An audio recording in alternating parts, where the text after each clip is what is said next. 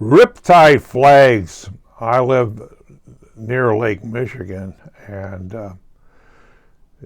ever so often they put up the depending on where the wind's coming from. If it's coming from northeast or northwest, depending on which side of the lake you're on, they put up the riptide flags.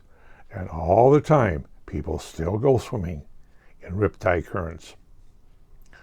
And their instruction there are signs on the beach about riptides on the thing and how to get out of them, how to swim parallel if you're pulled out.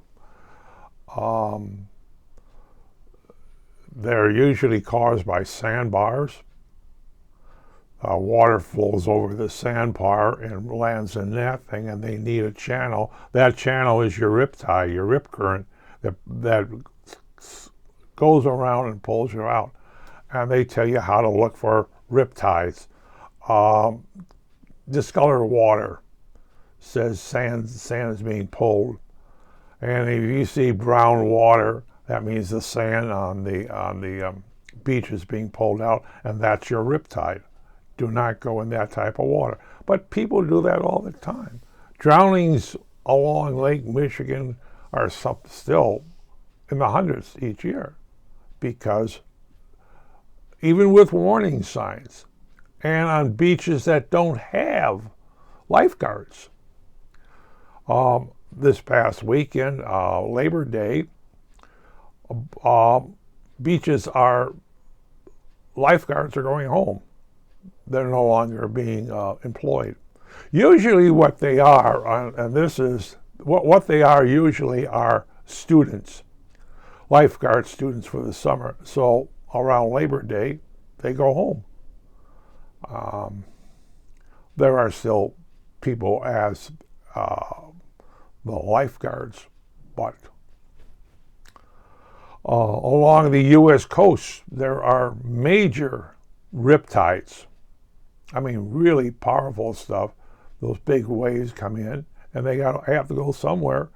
And again, if you see discolored water, that's your current, your rip current, and it will pull you out into hundreds of yards out from the beach. And they tell people, if you're caught in one of them, you are, drowned. If you're caught in one of them, swim parallel to the beach. So you're getting out of the current. Don't swim against them. Don't swim with them. Get out of the rip current. And they can move. They will pull. There's more water going out than you can swim against. And people try to do that, and they drown.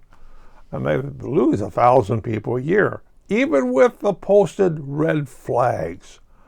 It's like saying, shark in the water. Don't swim here because there are sharks. People swim with sharks. They paddle with sharks. Their legs dangle off the boards in that way. Yeah, and what they also say, don't swim near piers, breakwaters, because it's the flow of the water against the pier will flow and pull people out. But again, even with the red flags, the warning flags up, people go into the water. Are they stupid? Yes. Can they read? Yes. Do they see the signs? Yes. Do they see the warning things? Yes. But that's humans. You know, if you tell a dog not to do that, very likely the dog's not going to do that until it forgets 10 minutes later. Humans are something else. Oh, you can't tell me what to do. I don't believe it. Which comes to some interesting stories I have about people being stupid. But that's for a different time.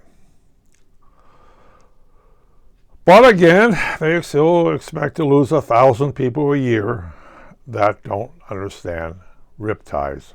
Even some of the best beaches along the coast. When they put up a riptide warning, because of the wave action. And they tell people, get out of the water. Oh, I don't have to. It's safe. I feel safe, until they get pulled out. And then it becomes emergency. It becomes emergency for the lifeguards because they basically have to go out and save the idiots from drowning. Yes. Well, Labor Day, those lifeguards go home. They take down their little structures and they go home. And what happens? Now that's the time for people. The waters are still warm, it's still hot, and they will go out there and they will drown or get rescued by the other people. What can I say?